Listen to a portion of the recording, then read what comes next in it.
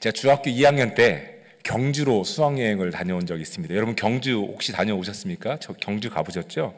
경주에 가면 아주 커다란 언덕 크기의 왕릉들이 많이 있습니다. 아주 깜짝 놀란 기억이 있습니다. 이름이 있는 왕릉도 있고 이름도 없는 왕릉들도 있었습니다. 또 왕릉뿐만 아니라 고위직을 지낸 사람들의 무덤들도 이렇게 경주에는 있는 것을 보았습니다.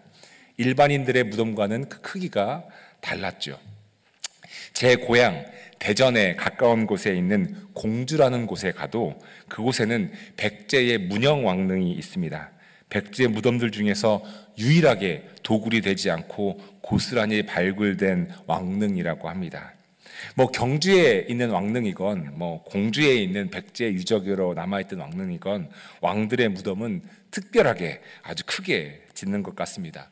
한국이니까 그 정도이지만 여러분 이집트는 또한 어떻습니까? 이집트 다녀오신 분들도 계시죠? 제가 직접 보지는 않았지만 세계 7대 불가사의라고 불리는 이 피라미드, 그 크기가 실로 엄청나다고 합니다. 어떻게 그렇게 큰 돌들을 옮겨서 쌓을 수 있었는지 여전히 불가사의라고 하죠. 왜 그렇게 만들었을까요? 왜 그렇게 무덤을 크게 지었을까요? 커다란 왕릉을 만들고 상상할 수 없는 노동력을 들여가면서까지 피라미드를 만들고, 여러분 왜 그랬겠습니까? 아마도 자신의 업적을 기리고 싶어서였을 것입니다. 그런데 자신의 업적을 기리고 싶어하는 마음이 어찌 왕들에게만 국한된 마음이었겠습니까? 그러지 않을 것입니다. 사람들은 죽어서도 무엇인가 흔적을 남기고 싶어 합니다. 삶에 대한 아쉬움 때문일 것이죠. 누군가가 자신을 기억하기를 바라는 마음도 있을 것입니다. 사라진다고 하는 것, 잊혀진다고 하는 것에 대한 두려움도 있을 것입니다. 그래서 흔적을 남기고 싶어 합니다. 그런데 우리 크리스찬들도 그래야 하는지에 대한 의문이 생겼습니다. 삶의 흔적을 남기고 이 세상을 떠나야 하는지에 대해서 생각을 해보게 되었습니다. 내가 꼭 뭔가를 남겨야 되는 것인가? 2주 전에 우리는 예수의 흔적이라는 제목으로 말씀을 나누었습니다. 오늘은 우리의 흔적에 관한 말씀을 나누겠습니다. 특별히 오늘은 흔적도 없이 사라진 성경의 인물 가운데 모세에 관한 말씀을 나눔으로써 크리스천으로서 어떻게 살아야 하는지, 그리고 이 세상을 떠나갈 때 어떤 마음으로 떠나가야 하는지에 대해서 말씀을 나누겠습니다. 성령님의 은혜와 임재와 깨달음이 말씀 가운데, 말씀을 전하는 저와 말씀을 듣는 여러분들에게 동일하게 임하기를 간절히 소망합니다. 아멘. 아멘. 이스라엘 역사에서 모세만큼 존경받는 지도자는 없었습니다. 오늘날에도 모세는 유대인들 사이에서 전설과 같은 인물이고 존경받는 지도자입니다. 교회를 다니지 않던 모세를 모르는 사람은 아무도 없을 것입니다. 그만큼 이스라엘의 출애굽의 역사는 이스라엘만의 역사가 아니라 인류의 역사입니다. 왜냐하면 출애굽의 사건은 자유와 해방이 얼마나 중요한지를 알려주는 인류를 향한 가르침이기 때문입니다. 이러한 역사 중심에 있는 모세는 매우 중요한 인물이었고, 모세가 없었다면 자유와 해방의 중요성을 가르쳐주는 출애굽의 사건은 다른 양상으로 흘렀을지도 모릅니다. 모세의 일대기에 대해서 다 말씀드리지는 않겠습니다. 다만 모세는 그의 나이 80살에 에리스, 그렇죠? 그의 나이 80세에 하나님으로부터 부르심을 받아서 40년 동안 이스라엘의 출애굽의 역사를 이끌었다는 것, 그리고 그가 온전히 하나님의 손에 붙잡혀서 하나님의 뜻대로 쓰임 받았다고 하는 것은 모세의 일대기에 있어서 가장 중요한 부분입니다. 모세가 이스라엘의 존경받는 지도자가 된 것은 그가 이스라엘을 이집트에서 탈출시켜서 가나안 땅으로 이끌었다라고 하는 역사적 사실 때문만은 아닙니다. 사실 보자면 모세는 백성들을 가나안 땅으로 들어가게는 하지 못했습니다. 그 전에 그가 죽었기 때문이죠. 모세의 사명은 여기까지였습니다. 성경도 이것을 이렇게 말하고 있습니다. 주님께서 그에게 말씀하셨다. 이것은 내가 아브라함과 이삭과 야곱에게 맹세하여 그들의 자손에게 주겠다고 약속한 땅이다.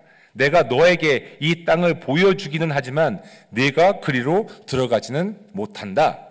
즉 가나안 땅을 목전에 두고 이제 모세는 그 땅을 바라볼 수는 있었지만 이스라엘 백성들을 직접 데리고 들어갈 수는 없었습니다. 그 앞에서 모세는 죽었기 때문이죠. 그럼에도 그 땅으로 직접 모세가 이스라엘 백성들을 데리고 들어가지 못했을지라도 그가 존경받는 이유는 400년 동안 노예로 살았던 이스라엘 백성들, 그러니까 노예의 삶을 숙명처럼 받아들이고 살았던 이스라엘 백성들에게 너희는 노예가 아니다. 너희는 하나님의 택한 백성들이다. 더 이상 종살이의 삶을 살면 안 된다. 하나님 안에서 자유인으로 살아야 한다라고 하는 인생의 변화, 삶의 변화를 가르쳤고 이끌었기 때문입니다. 모세는 참으로 대단하게 쓰임을 받았습니다. 하나님께서는 사람들로 하여금 모세를 하나님 보듯 만드셨습니다. 그는 무소불위의 권력이었던 이집트의 파라오와 정면으로 맞섰으며 건널 수 없었던 홍해를 갈라지도록 하였으며 바위에서 물이 나오게 하였고 만나와 메추라기로 매일의 식량을 공급받도록 하였습니다. 그는 하나님과 대면하여 이스라엘의 정치적, 종교적, 사회적 근간이 되었던 율법을 받아왔으며 무엇보다도 그는 노예 근성에 찌들어 있던 이스라엘 사람들을 하나님의 백성으로 변화시킨 지도자였습니다. 그런데 이 모든 것이 모세의 능력이 아니었다는 것을 우리는 모두 잘 알고 있습니다. 그렇다면 이러한 능력이 무소불위의 권력과 맞서고 바다를 갈라지게 만들고 바위에서 물이 솟게 만들고 만나와 메추라기로 식량을 삶게 하고 율법을 만들고 등등의 능력이 누구에게서 나온 것인가요? 여러분 누굽니까? 하나님이시죠. 바로 하나님이십니다. 모세의 능력이 아니라 하나님의 능력이었고 모세는 온전히 하나님으로부터 쓰임을 받았을 뿐입니다. 모든 것이 하나님의 능력이었고 모세는 철저하게 하나님으로부터 쓰임받은 사람이었죠. 사람들로부터 존경을 받았지만 그의 능력이었던 것은 하나도 없었습니다. 출애굽의 역사는 철저하게 하나님의 계획이었고 능력이었고 방법이었습니다. 이 엄청난 역사를 위해 모세는 하나님께 쓰임을 받은 것뿐입니다. 모세가 별 볼 일 없는 지도자였다는 말씀을 드리는 것이 결코 아닙니다. 출애굽기 33장 11절은 이렇게 기록하고 있죠. 주님께서는 마치 자기 친구에게 말하듯이 모세와 얼굴을 마주하고 말씀하셨다. 성경에 나와 있는 인물들 중에 하나님과 대면하여 말씀을 나누었던 사람은 모세가 유일합니다. 말씀에서 보듯 하나님은 모세를 친구 대하듯이 대하셨습니다. 하지만 모든 역사는 하나님께서 이루셨지요. 모세는 대리인으로 쓰였을 뿐입니다.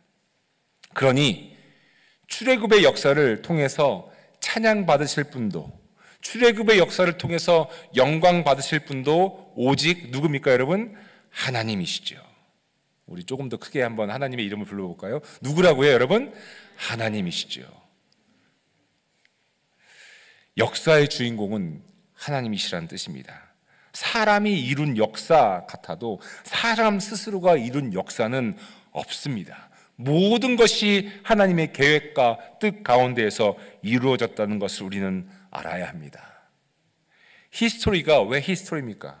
히스토리, his story, 그의 이야기이기 때문에 히스토리인 것이지요. 아니 언어적 어원에 기인한 해석이 아니라는 점을 밝혀두겠습니다. 다만 역사는 하나님의 이야기, 하나님께서 직접 쓰시는 이야기라는 말씀입니다. 이게 세계사의 역사만이 아니라 우리 각자 삶 속에서의 역사도 마찬가지입니다. 우리 가정에서의 역사도 마찬가지고요. 우리 교회에서의 역사도 마찬가지입니다. 하나님께서 쓰시는 하나님의 이야기, 하나님의 스토리, 히스토리가 우리의 역사가 되는 것이죠. 이 역사의 현장에 쓰임받았다, 쓰임받는다라고 하는 것은 영광스러운 일입니다. 그 하나님의 역사 가운데 쓰임받았다고 하는 것은요, 모세가 바로 그런 사람 아니었습니까? 모세는 출애굽이라고 하는 역사의 현장에서 하나님의 능력에 사로잡혀 쓰임을 받은 사람입니다. 그러니 우리는 모세를 통해 하나님의 역사를 보아야 합니다. 모세를 통해 모세 자신의 영광을 보아서는 안 됩니다. 왜냐하면 모세의 영광은 아예 애초부터 없었기 때문입니다. 그런데 이 이야기가 어찌 모세만의 이야기이겠습니까? 우리의 일상에서도 마찬가지입니다. 매일 반복되는 일상처럼 보여서 지루하게 느껴질 수도 있지만 우리 일상의 주인공은 우리가 아닙니다. 오늘 하루의 이야기를 쓰는 사람이 우리처럼 느껴지는 것은 착각일 뿐입니다. 우리는 알아야 합니다. 오늘 하루의 이야기를 쓰시는 분도 하나님이시라는 사실을 우리는 반드시 알아야 합니다.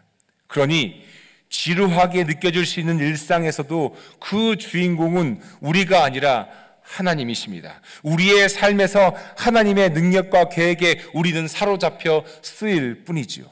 그러니 무엇이든 영광 받으실 분은 하나님뿐입니다. 여러분, 이것을 믿으십니까? 오직 하나님만이 모든 영광을 받으실 분이라는 것을 여러분 믿으십니까? 우리가 하나님이시라는 것, 우리가 아니라 하나님이시라는 것 말입니다.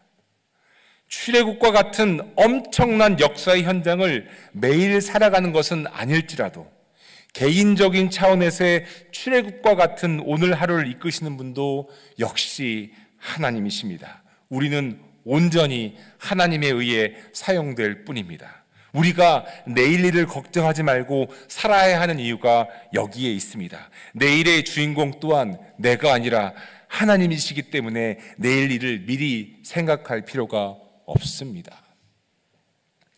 오래된 복음성가 중에 이런 찬양이 있습니다. 가사를 띄워주시겠습니까?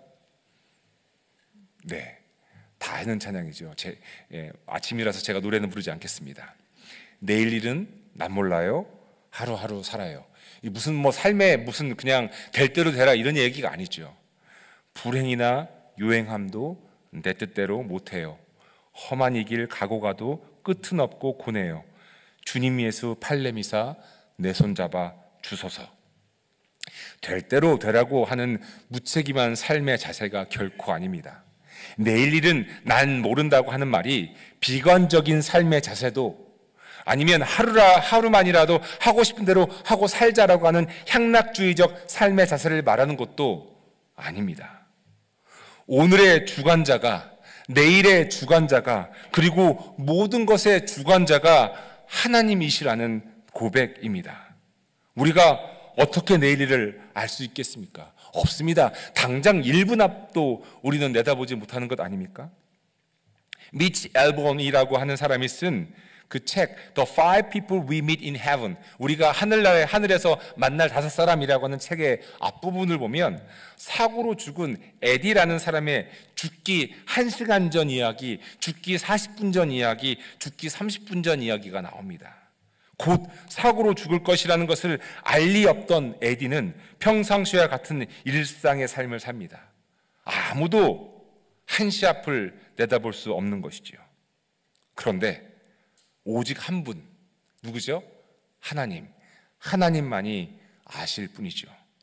그러니 하나님 앞에서 우리는 얼마나 어리석은 존재들입니까? 우리가 아는 것처럼 행동을 해도 우리가 도대체 무엇을 알고 있다는 말입니까? 하나님 앞에서 우리들은 아무것도 아닌 존재들이지요. 정말 우리는 내일 일을 모릅니다. 우리는 정말 하루하루 삽니다. 불행이나 요행함도 우리의 뜻대로 할 수 없습니다. 그러니 우리가 기대해야 할 분은 우리의 삶의 주관자이신 주님이십니다. 그래서 이 찬양이 우리의 고백이 됩니다. 주님 예수 팔레미사 내 손 잡아 주소서. 매 순간이 주님 예수 팔렘이셔서 우리 손을 잡고 가는 그런 인생이 되어야 되지 않겠습니까? 아마 이 찬양이 출애굽 당시에 있었다면 모세가 매일 이 찬양을 부르지 않았을까 생각합니다. 내일 일은 난 몰라요. 하나님, 하루하루 살아요. 하루하루 하나님의 이끄심 없이 어떻게 출애굽의 여정을 갈 수 있었겠습니까? 하나님께서 손 잡아주지 않으시면 어떻게 바다가 갈라지고 어떻게 광야에서 물이 나고 어떻게 매일 아침 만나와 메추라기를 먹을 수 있었겠습니까? 자, 이쯤 되면 모세는 이스라엘의 위대한 지도자라기보다는 하나님의 인도하심을 제대로 받은 대표적인 인물이라고 표현하는 것이 맞는 것 같습니다. 모세를 통해 찬양받으실 분, 모세를 통해 영광 받으실 분은 오직 하나님이셨기 때문이죠. 그래서 그랬는지 모르겠습니다. 모세는 가나안 땅을 앞두고 흔적도 없이 사라집니다. 그가 죽은 것입니다. 본문 말씀은 그가 모압 땅 벳부올 맞은쪽에 있는 골짜기에 묻혔다라고 말씀하고 있습니다. 대략적인 그의 무덤의 위치가 아마도 파악된 모양입니다. 그런데 바로 이어서 본문은 무엇을 말하고 있습니까? 함께 보시겠습니다.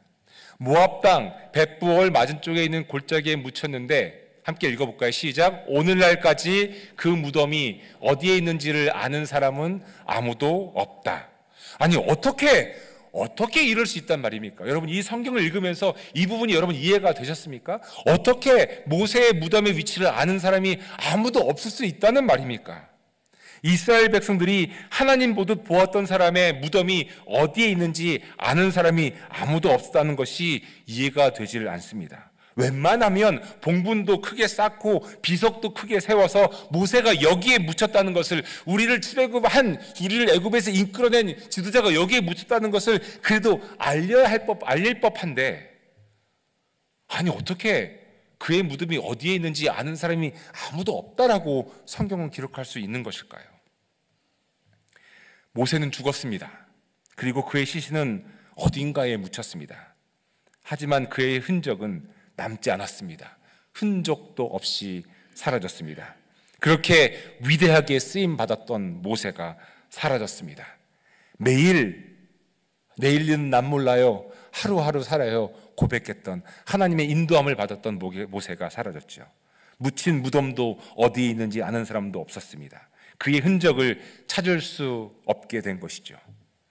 그런데 성경에 보면 모세와는 달리 이 땅에 묻히지 않은 정말 흔적도 없이 사라진 사람이 두 사람이 나옵니다. 여러분 아시죠? 한 명은 에녹이고요. 에녹에 대해서 성경은 많은 것을 말하고 있지는 않습니다. 하지만 창세기 5장 22절과 23절은 에녹이 하나님과 동행하면서 아들과 딸을 많이 낳았고 하나님과 동행하다가 사라졌다라고 기록하고 있습니다. 사라졌죠. 하나님과 동행했던 에녹이 그냥 사라진 것이죠. 그것이 전부입니다. 또 다른 한 명은 엘리야입니다. 엘리야가 사라진 이야기는 조금 더 자세하게 나옵니다. 열왕기하 2장 11절입니다. 그들이 엘리야와 엘리사가 이야기를 하면서 가고 있는데 갑자기 불병거와 불말이 나타나서 그들 두 사람을 갈라놓더니 엘리야만 회오리 바람에 싣고 하늘로 올라갔다. 그의 시신은 이 땅에 남지 않았습니다. 정말 흔적도 없이 사라지고 말았습니다.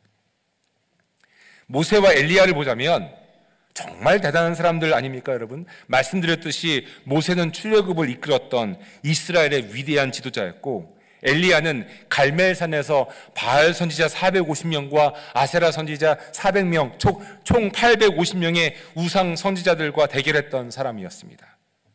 엘리야의 사역을 일일이 다 설명하지 못할 정도로 이스라엘 역사에서 위대한 선지자 중에 하나였죠.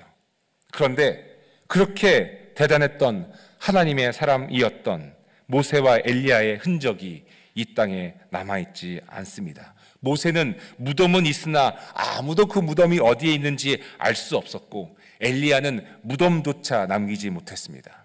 여러분 이것이 무엇을 의미합니까? 여러분 이것이 무엇을 뜻하고 있죠? 그들의 죽음조차도 그들의 명성이나 그들의 영광을 남길 수 없었던 철저하게 하나님이 그들의 삶과 죽음에 주관자이시며 하나님이 주인공이신 삶을 살았고 하나님이 주인공이신 죽음을 맞이했다는 것을 의미합니다. 그러니 흔적도 남기지 않고 사라진 것이죠. 내 삶의 주관자도 하나님이시요 내 죽음의 주관자도 하나님이시요 내가 죽은 후에 이 땅의 모든 것들도 다 하나님께서 주관하신다고 하는 그것 때문에 그들의 흔적은 남지 않게 되었습니다. 교회 여러분, 오늘 말씀 제목은 흔적도 없이 사라지다입니다. 영화 바람과 함께 사라지다는 너무도 유명한 영화라 모르는 사람이 없을 정도이지만 크리스찬의 삶은 흔적도 없이 사라지다로 표현하시면 어떠시겠습니까? 그런데 모세와 엘리야의 흔적도 없이 사라지다를 보면서 죽음조차도 얼마나 큰 믿음의 과정이며 고백인지를 볼 수 있습니다. 우리는 잘 흔적도 없이 사라져야 됩니다. 우리는 잘 이 땅에서 죽어야 하지요. 잘 사는 것만이 크리스찬의 삶이 아니라 잘 죽는 것, 죽음조차도 하나님께서 주관자이시며 죽음조차도 하나님께 영광이라고 하는 것이 우리 크리스찬의 삶이어야 한다고 하는 말씀입니다. 그런데 여러분, 이렇게 흔적도 없이 사라진 모세와 엘리야가 다시 재등장하는 장면이 성경에 나옵니다. 여러분 어딘지 아십니까? 바로 복음서에 기록되어 있는 예수님의 변화산의 사건에 이 두 사람이 등장합니다. 흔적도 없이 사라졌던 이 두 사람이 등장하여 예수님을 만나는 장면이 복음서에 기록되어 있습니다. 이렇게 되어 있습니다. 그런데 그들이 베드로와 야고보와 요한이 보는 앞에서 그의 모습이 변하였다. 그의 얼굴은 해와 같이 빛났고 옷은 빛과 같이 희게 되었다. 그리고 모세와 엘리야가 그들에게 나타나더니 예수와 더불어 말을 나누었다.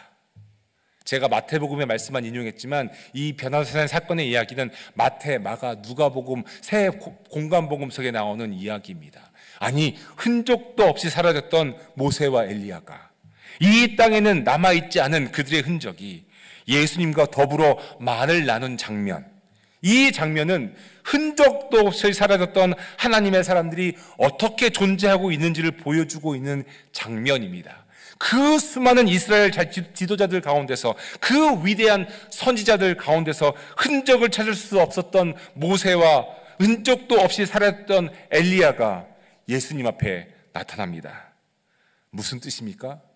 그들은 예수 그리스도 안에서 살아있는 자들이라는 뜻입니다.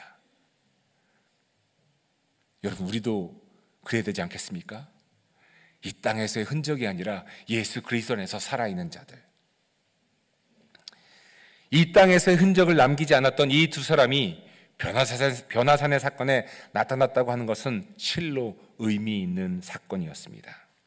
사랑하는 교우 여러분, 이 땅을 떠나실 때 가지고 가시는 것 하나도 없습니다.